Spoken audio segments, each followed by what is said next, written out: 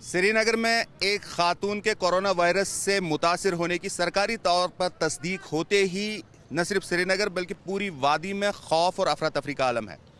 हुकाम ने कई इलाकों में कर्फ्यू नाफिज किया है और लोगों की आमदोरफ्त पर भी कदगन है।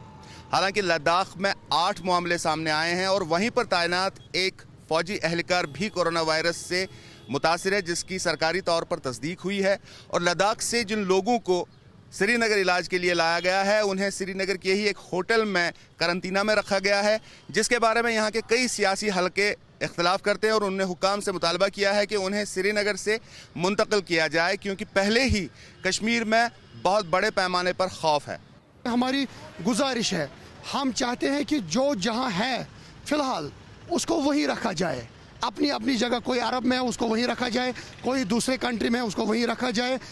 गुज़िश्ता साल अगस्त में जब दफ़ा 370 के खात्मे के बाद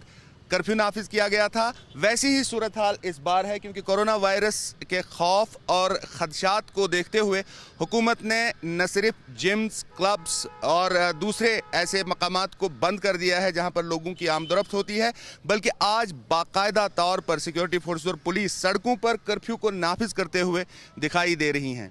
अब अचानक इसको मतलब सीरियसली इतना ले ले, अगर ये पहले से इसमें तैयारी होती थोड़ा, मुझे लगता है लोग इतना पैनिक नहीं होते, क्योंकि एडमिनिस्ट्रेशन का ये होता है कि पहले से कन्वे करते लोगों को, कुछ ऐसी चीज़ें बताते, तदाबीर बताते, और इतना जो इन्हें पैनिक कर देना उसकी वजह से मुझे लगता है बहुत प्रॉब्लम हो रही है, बहुत ज़्यादा प्रॉब्लम हो रही है। अभी दुकानें भी आप देख रहे हैं बंद है, सब कुछ जैसे लॉकडाउन सब कुछ कर दिया इन्होंने।